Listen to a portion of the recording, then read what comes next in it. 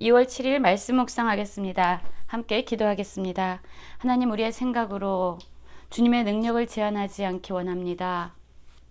죽음 가운데서도 우리를 살릴 수 있는 주님의 전능하심과 주님의 사랑을 어떤 상황에서도 신뢰할 수 있는 저희 모두가 되게 하여 주시옵소서. 예수님 이름으로 기도했습니다. 아멘. 오늘의 말씀은 요한복음 11장 17절부터 37절까지의 말씀입니다. 말씀을 함께 살펴보시기 전에 개인적으로 말씀을 꼭 읽으시고 묵상하는 시간 가지시기 바랍니다. 11장 17절입니다. 예수께서 와서 보시니 나사로가 무덤에 있은지 이미 나으리라. 베다니는 예루살렘에서 가깝기가 한 오리쯤 되매 많은 유대인들이 마르다와 마리아에게 그 오라비의 일로 위문하러 왔더니 라는 말씀으로 시작하고 있습니다. 그렇습니다. 예수님께서는 병든 나사로를 고쳐달라고 사람을 보냈던 마르다와 마리아의 요청을 거절하시고 그들이 원하는 시간에 그곳에 가지 않으셨습니다. 그리고 예수님은 나사로가 죽었음을 아시고 이제 나사로에게 가고 계십니다. 그때는 이미 나사로가 죽어서 무덤에 있은 지 나흘이 되었다라고 말하고 있습니다.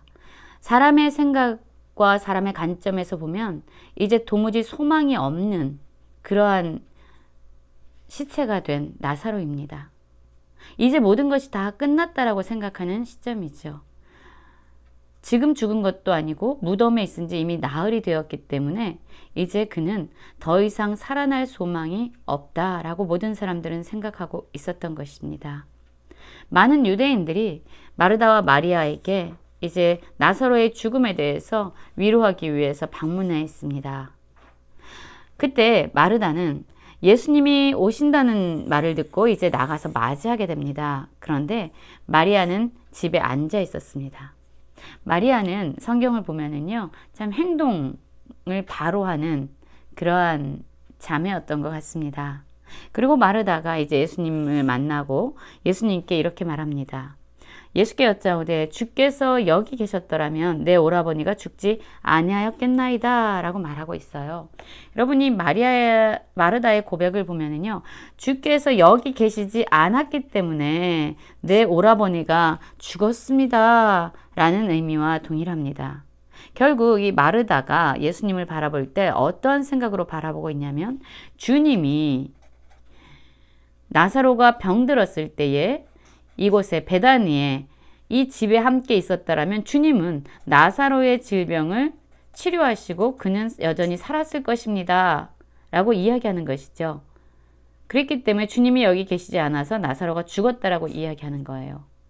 이 마르다는 예수님이 여기 계시지 않아서, 또한 나사로가 질병에 걸렸지만 여전히 살아있을 때 오시지 않아서 죽었다라고 이야기합니다. 결국 이 마르다는 예수님의 전능하심을 자신의 관점에서 제한하고 있어요. 예수님이 어디에 계신든 그분이 말씀만 하시면 이루어질 것을 믿었던 사람도 있죠. 백부장의 믿음을 보고 예수님이 놀라워하셨습니다. 왜냐하면 그는 예수님께서 그의 집에 가셔서 그 하인을 치료해 주겠다라고 말했는데도 아닙니다, 주님. 주님 말씀만 하시면 그 일이 이루어집니다. 라고 주님의 말씀 한마디면 모든 것이 가능하다라는 그 믿음을 붙잡았던 것이 바로 백부장이에요. 그래서 예수님 역시 되게 놀라워하셨습니다.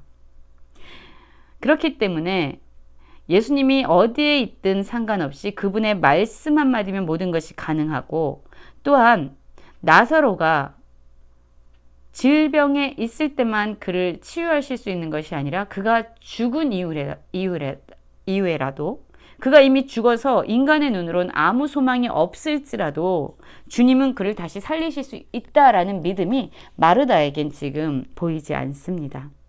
결국 마르다는 예수님을 믿고 있었지만 공간적인 개념에서, 시간적인 개념에서 주님의 능력을 제한하고 있는 것입니다. 그러나 이렇게 말하죠. 나는 언제라도 주께서 무엇이든지 하나님께 구하시는 것을 하나님이 주실 줄 아나이다 라고 말합니다. 그런데 예수님께서 이때 놀라운 말씀을 하십니다. 뭐라고 말씀하시냐면요, 예수께서 이르시되 내 오라비가 다시 살아나리라 라고 말씀하시면서 이 나사로가 다시 살아날 것에 대해서 말씀해 주고 있는 것입니다. 죽음을 능히 이기실 수 있는 능력이, 죽음에서 다시 살리실 수 있는 능력이 주님께 있다는 것을 지금 말씀해 주고 있는 거예요. 그런데 마르다는 이 나사로가 죽은 지 나흘이 지났기 때문에 예수님이 말씀하신 다시 지금 살아날 것이라는 것을 믿지 못하고 마지막 날 부활 때 다시 살아날 줄을 내가 압니다 라고 고백해요. 지금은 아니지요. 다시 마지막 날 부활할 때 다시 살아나는 것이지요 라고 이야기하는 거죠. 여전히 예수님에 대해서 알고 있다라고 말하고 예수님에 대해서 믿고 있다라고 이야기하지만 마르다에게는 예수님에 대한 그 능력을 제한하는 자신만의 관점이 있었던 겁니다. 예수님에게는 이 여인에게 이렇게 말씀하십니다. 나는 부활이요 생명이니 나를 믿는 자는 죽어도 살겠고 무릇 살아서 나를 믿는 자는 영원히 죽지 아니하리니 이것을 내가 믿느냐라고 말씀합니다. 예수님은 부활이십니다. 예수님은 생명이세요. 죽은 자도 다시 살리실 수 있는 부활의 능력과 생명을 주실 수 있는 능력이 주님에게 있다는 것이죠. 그러자 마르다가 또 이렇게 대답하죠. 주여 그러하이다. 주는 그리스도요 세상에 오시는 하나님의 아들인 줄 내가 믿나이다 라고 말해요. 그리고 나서 이제 그의 여동생 마리아를 불러서 예수님이 오셔서 너를 부르신다 라고 말합니다. 그러자 마리아는 이 말을 듣고 예수님이 자신을 부르신다는 말씀을 듣고 급히 일어나서 예수님께 나가죠. 예수님은 아직 마을로 들어오시지 않는 상태였고 마르다가 예수님 맞이하셨던 그곳에 그대로 계셨어요. 그러자 마리아가 마르다의 말을 듣고 급히 나가는 것을 보자 함께 집에 있어서 위로하려고 왔던 유대인들도 그를 따라 나갑니다.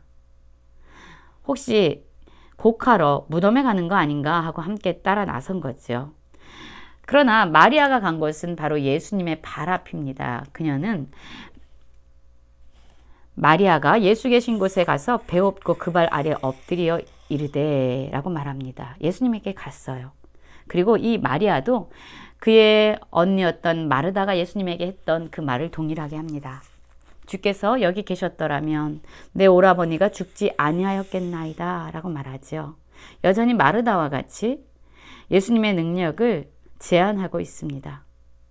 시간을 넘어서는, 공간을 넘어서는 초월적인 전능한 예수님을 바라보지 못하고 동일하게 주님이 질병에 걸린 나사로는 살릴 수 있지만 죽은 나사로는 다시 살릴 수 없다라고 생각하고 있고 주님이 여기 계셨으면 나사로가 나을 수 있었지만 주님이 여기 계시지 않았기 때문에 나사로가 죽었다라는 그런 동일한 생각을 가지고 있는 것이죠.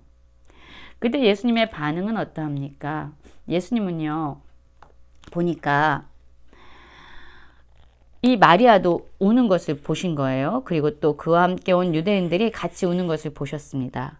그때 심령에 비통히 여기시고 불쌍히 여기셨다라고 말씀하고 있어요.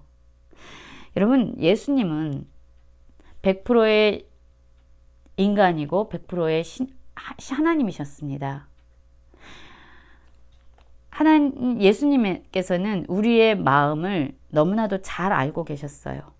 우리의 슬픔을 그냥 홀로 버려두지 아니하시고 우리가 울 때에 주님 역시 비통히 여기시면서 함께 우시는 분이십니다.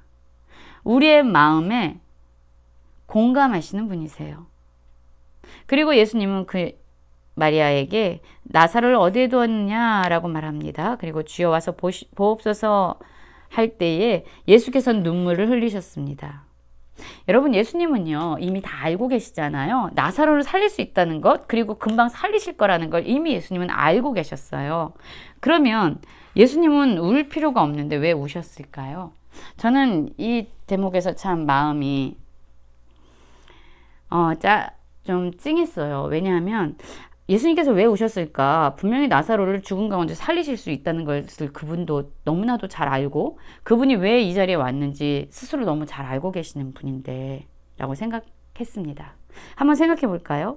여러분, 자녀가 있어요. 그리고 엄마가 있습니다. 이 자녀는요, 이 수술만 하면 완전히 완치될 거라는 것을 엄마는 알아요. 100% 완치될 거라는 걸 알아요.